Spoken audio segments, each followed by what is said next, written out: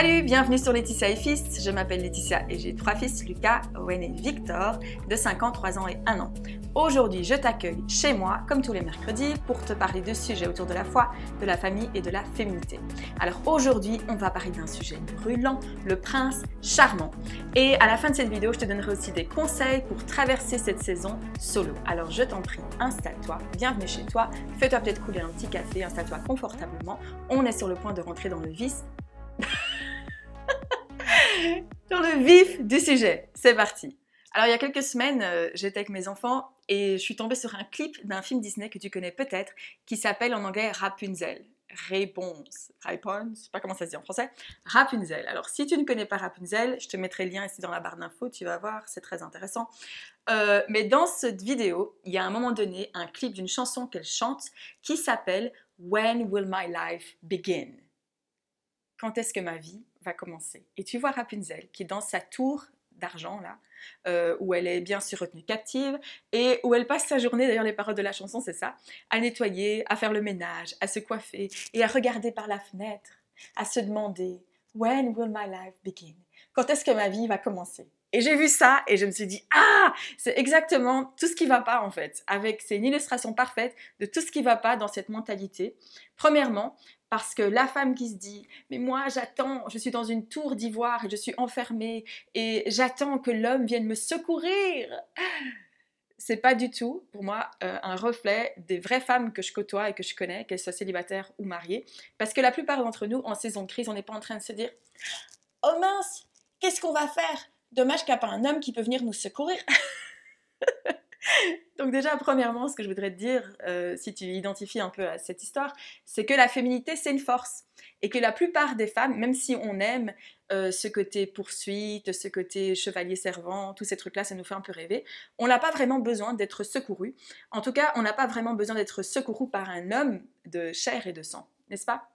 Deuxième chose que je trouve problématique par rapport à cette chanson, c'est qu'elle dit littéralement « quand est-ce que ma vie va commencer ?» Et je voudrais m'adresser à toi aujourd'hui, si tu es solo, si tu es célibataire, si tu rêves un jour de te marier et que tu te poses cette question, tu as l'impression que tu es dans cette salle d'attente et que tu ne sais pas trop quoi faire de ta vie, tu ne sais pas trop quoi faire de tes décisions même en tant qu'adulte parce que tu te demandes quand est-ce que ma vie va commencer. Je voudrais te dire aujourd'hui que ta vie a déjà commencé. Elle a commencé le jour de ta naissance.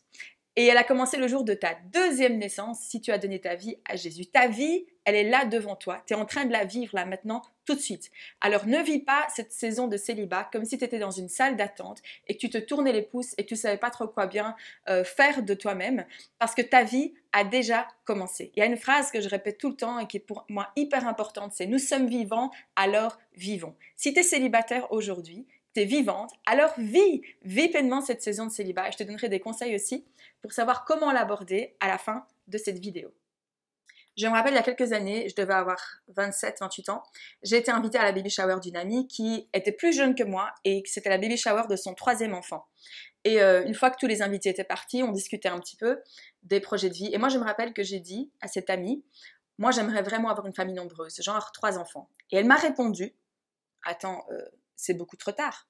Le temps que tu rencontres quelqu'un, le temps que tu te fiances, le temps que tu te maries, le temps que tu tombes enceinte, hein, tu n'arriveras jamais à avoir ta famille nombreuse ou tes 3 enfants. J'ai quitté cette conversation, mais j'étais dévastée. J'en ai pleuré, vraiment, parce que je trouvais que cette idée qu'on a un peu une date de péremption et que si on ne se dépêche pas vite de se marier, finalement, on ne va jamais rentrer pleinement dans les projets que Dieu a pour nous. C'est pas vrai. C'est comme si on était des demi-personnes, tu vois, alors qu'on confond en fait notre identité en tant que femme pleine, 100% qui on est, avec nos rôles de femme, nos rôles de mère, où on se dit ma vie va vraiment démarrer, mon identité va vraiment démarrer le jour où je serai la femme d'eux ou le jour où je serai la mère d'eux. Ce qui veut dire que dans le cas des femmes comme moi, c'est-à-dire qui sont la femme de quelqu'un et la mère de quelqu'un, ça y est, notre mission sur Terre, maintenant il n'y a plus qu'à maintenir, on a atteint tous les objectifs importants de notre vie. Et ça, c'est pas vrai, c'est un mensonge. L'appel de Dieu démarre dans ta vie le jour où tu nais. L'appel de Dieu démarre dans ta vie le jour où tu rentres dans les projets que Dieu a pour toi. Et puis un jour, peut-être qu'alors que tu vas courir cette course, tu vas voir quelqu'un à côté de toi qui va courir la même course et peut-être que vos sentiers vont à un moment donné se rejoindre et que vous allez courir cette course ensemble. Mais te donner l'impression que tu es une demi-personne ou que tu es un demi-appel, que tu vas rencontrer la personne qui finalement va te compléter pleinement, c'est une croyance qui est hyper destructrice et qui est tout simplement pas vraie. Donc si personne ne te l'a dit jusqu'à présent, je veux que tu saches que tu ne dois pas vivre cette saison dans une salle d'attente, que tu peux la vivre pleinement. Donc je voudrais t'interpeller par rapport à quelque chose que j'ai appelé le SPC, le syndrome du prince charmant. Parce que si tu es célibataire et que tu as l'impression que tu dois être secouru ou que ta vie va démarrer le jour où l'homme fait son entrée sur la scène de ta vie, ce que ça va faire, c'est que ça va créer chez toi des attentes, mais complètement irréalistes pour l'homme que tu recherches. Parce que tu vois, dans la plupart des films, si c'est de là que vient ta vision de l'amour, en tout cas pour beaucoup d'entre nous, elle est influencée par justement tous ces films Disney ou tous ces films qu'on a vus, c'est que le gars, mais c'est l'homme parfait en tout point. Alors ça va mettre des attentes complètement irréalistes par rapport à l'homme que tu recherches. Et peut-être que tu as une liste qui fait 25 pages de tout ce que l'homme en question doit avoir. Maintenant, je te dis pas qu'il faut pas avoir un minimum quand même un standard par rapport à l'homme que tu recherches, parce qu'un homme de caractère, c'est hyper important, mais peut-être que tu as des attentes comme ça hyper irréalistes par rapport à l'homme que tu recherches. Donc ça, c'est problématique si tu es célibataire. Si tu es marié et que tu as aussi ce syndrome du prince charmant, tu vas constamment être déçu par rapport au fait que tu épouses quelqu'un qui peut pas vivre sous cette pression, qui ne peut pas vivre sous ces attentes. Parce que c'est que dans les films. D'ailleurs, moi, ça me fait rire. Tu vois, dans les films, quand ils se réveillent le matin, qu'ils sont là amoureux et tout, et qu'ils s'embrassent, et que ça a l'air hyper romantique. Et moi, je me dis toujours, mais c'est le matin. Ils ont mauvaise haleine. Est-ce que tu as vraiment envie d'embrasser comme ça quelqu'un en pleine bouche au réveil? Ça, c'est pour te donner un exemple entre peut-être l'image qu'on se fait du couple, l'image qu'on se fait de l'amour et la réalité au quotidien. Ce que je voudrais te dire, c'est que même si tu épouses peut-être un homme fantastique, un homme de caractère, un homme qui aime Dieu, un homme qui est consacré, l'homme est pécheur. L'homme, la Bible dit, il n'y a pas de juste, pas même un seul. Tu vas pas épouser une version édulcorée du gars que tu vois sur les écrans. D'ailleurs, le gars sur les écrans, tu le vois que pendant 1h30, on est d'accord, tu le vois pas pendant des décennies, alors que l'appel du mariage, justement, c'est de marcher avec quelqu'un, d'aimer quelqu'un sur toute une vie. Tu vas d'office être confronté au fait que l'homme que tu épouses n'est pas un homme parfait. Et ça, je pense qu'on te rend service. Moi, je pense que je te rends service en te disant ça aujourd'hui, que le fait de croire au prince charmant, ça va d'office court-circuiter peut-être ton habilité à aimer pour de vrai la vraie personne que tu as en face de toi. Ou être frustré ou avoir des attentes qui ne sont pas réalistes, que lui-même ne peut pas maintenir. De la même manière que peut-être, si la situation était inversée, on est d'accord que c'est pas réaliste que toi tu sois au top du top du top au travers de toutes les saisons de ta vie, d'un point de vue de ton apparence physique, d'un point de vue de ton caractère, d'un point de vue de ta cuisine. C'est impossible, c'est une pression d'un perfectionnisme qui est impossible à maintenir. On ne vit pas dans un film, c'est les aléas du direct, c'est la réalité dans laquelle on vit. Le prince charmant est mort. Le prince charmant n'existe pas. Alors je te dis pas d'aller épouser le premier gars qui passe par là, mais je t'invite à avoir peut-être une position équilibrée par rapport aux attentes que tu as quand tu rentres dans le mariage. Ou si tu es déjà marié, peut-être à réévaluer le fait que, est-ce que certaines de tes frustrations sont pas liées spécialement au fait que ton mari fait quelque chose de grave ou de dramatique, mais peut-être au fait que tes attentes à toi, elles sont basées plus sur Hollywood que sur le Hollyworld. Ça, c'est pour tous les bilingues parmi nous. C'est-à-dire, est-ce que tes attentes du couple, du mariage, sont basées sur une vision hollywoodienne de l'amour, une vision hollywoodienne du mariage, où on sait, par exemple, si tu es célibataire, dans toutes les comédies romantiques, la fille, elle sait pas quoi faire, parce qu'elle doit choisir entre un gars beau, riche et intelligent, et un gars beau, riche et intelligent, qui veulent tous les deux l'épouser. Et puis, elle va devoir se décider. Dans la plupart de nos vies, c'est pas comme ça que ça se passe. Donc, je voudrais t'encourager peut-être à te mettre devant Dieu et à te poser cette question. Est-ce que ma vision de l'amour, est-ce que ma vision du couple, elle est enracinée sur le Holy Word, sur la parole de Dieu, ou est-ce qu'elle est influencée tellement par Hollywood qu'il y a un décalage énorme entre l'appel que Dieu me donne par rapport au mariage et la vision que j'ai de l'amour? Donc pour illustrer ce que je suis en train de te dire par rapport donc à la vision hollywoodienne de l'amour, hollywoodienne de l'amour et la vision biblique de l'amour, je suis pas en train de te dire que le mariage biblique c'est un mariage austère où il n'y a pas de romantisme et tout ça. Je te dis pas ça du tout. Mais regarde un petit peu ce qu'on nous enseigne ici dans 1 Corinthiens chapitre 13, un texte qui est hyper connu et pourtant très peu mis en pratique. Alors regarde bien, à partir du verset 4. L'amour est patient, il est plein de bonté, l'amour. Il n'est pas envieux, il ne cherche pas à se faire valoir, il ne s'enfle pas d'orgueil. Il ne fait rien d'inconvenant. Il ne cherche pas son propre intérêt, il ne s'aigrit pas contre les autres, il ne trame pas le mal. L'injustice l'attriste, la vérité le réjouit. Écoute bien. En toute occasion, il pardonne, il fait confiance, il espère et il persévère. L'amour n'aura pas de fin. Ça, c'est le modèle biblique de la parole de Dieu pour le couple, pour le mariage, pour la famille, pour les relations auxquelles il nous appelle. L'amour, selon la parole, il est peut-être très différent de l'amour que tu vois sur les écrans. Ou à un moment donné, s'il y a quelque chose qui nous déçoit chez l'autre, on coupe court et puis on va chacun de notre côté. L'amour biblique, c'est un amour, comme je te disais la semaine passée, qui s'engage dans une alliance. Donc je t'encourage vraiment peut-être à examiner ta vision de couple, ta vision d'amour, que tu aies le désir de te marier ou que tu sois déjà en couple. Alors maintenant, je vais te partager peut-être 3 conseils que tu peux mettre en pratique pendant cette saison solo, que je refuse d'appeler une saison d'attente, parce que pour moi, l'attente, c'est un truc un peu passif. Ben, j'attends. Non, c'est une saison de préparation. Et le Seigneur, il a un projet pour toi, il a un but pour toi, et il est avec toi dans cette saison. Alors, le premier conseil, c'est n'éveille pas l'amour avant son temps. C'est dans Cantique au chapitre 8, verset 4. Qu'est-ce que ça veut dire? Si t'es pas pour le moment dans une saison où tu as un partenaire, où tu as quelqu'un avec qui tu bâtis une relation amoureuse, une relation dans la période des fiançailles ou dans la période du mariage, c'est peut-être pas le moment d'en rajouter une couche. Qu'est-ce que ça veut dire? C'est peut-être pas le moment d'éveiller chez toi ce désir émotionnel ou d'éveiller chez toi même ce désir sexuel.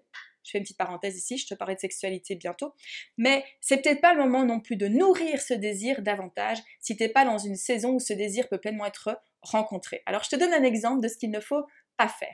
Il y a 10 ans, la Saint-Valentin est tombée un dimanche et c'était justement la sortie d'un film sur la Saint-Valentin. Est-ce que tu sais ce que j'ai fait il y a 10 ans? J'étais à l'église le dimanche matin et puis tout le monde avait quelque chose de prévu. Tous ceux qui ont un amoureux, une amoureuse avaient quelque chose de prévu, mais moi pas. Et je me suis dit, oh, j'aimerais bien aller au cinéma, j'aimerais bien aller voir ce film au cinéma.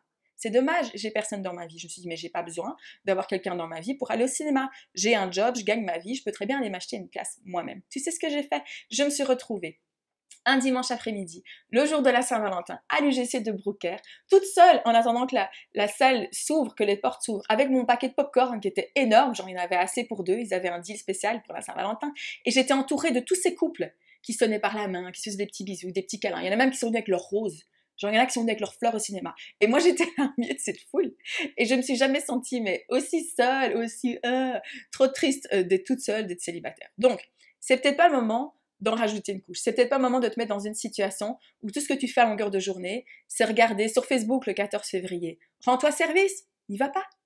Par exemple, c'est peut-être pas le moment de suivre tous les comptes Instagram où tu vois toutes les déclarations d'amour. Attends, c'est pas encore fini. Toutes les annonces de grossesse, toutes les bagues de fiançailles, les propositions, les demandes en mariage et tout. C'est peut-être pas le moment de nourrir ça chez toi si c'est une situation que tu as du mal déjà à gérer dans ta saison.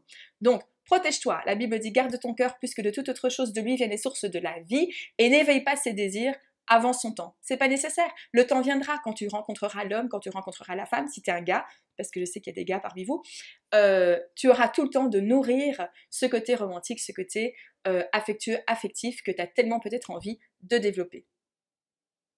La deuxième chose que je voudrais te dire, c'est arrête de comparer ta vie avec celle des autres. Arrête d'avoir ce sentiment que tu es en compétition avec les autres. Je sais que c'est facile à dire, mais c'est comme si on a le sentiment que elle est peut-être plus digne d'amour ou plus digne d'affection parce que quelqu'un était prêt à s'engager avec elle. Je voudrais te lire un passage, c'est dans Galates au chapitre 6, verset 4, il est dit que chacun examine sa propre vie. S'il y découvre quelque aspect louable, alors il pourra en éprouver de la fierté par rapport à lui-même et non pas en comparaison par rapport aux autres. Et ça, c'est un principe qui est valable pour les relations, mais c'est un principe qui est valable aussi pour tous les autres domaines de ta vie. Pourquoi? Parce que peut-être que maintenant, ton focus, c'est de te dire « Oh, mais les autres sont mariés et moi pas ». Mais ça va pas s'arrêter là. Si la comparaison, c'est quelque chose de problématique dans ta vie, après, peut-être que quand tu vas te marier, que tu vas vouloir avoir un enfant, que tu vas voir que d'autres sont arrivés à ce moment tellement important de la vie, ça y est, ils deviennent parents et que vous êtes encore dans l'attente, c'est quelque chose qui va aussi te pourrir la vie. Donc, autant appliquer ce principe ici, maintenant et tout de suite. Tu n'es pas en compétition par rapport aux autres. Dieu, il a un calendrier spécifique, sur mesure, fait rien que pour toi. Et je veux te dire aussi qu'il n'y a pas de date de péremption sur ta vie ou sur ton appel. C'est pas comme si à un moment donné, clac, t'allais rater le coche et puis que c'était terminé pour toi. Ça, c'est pas vrai.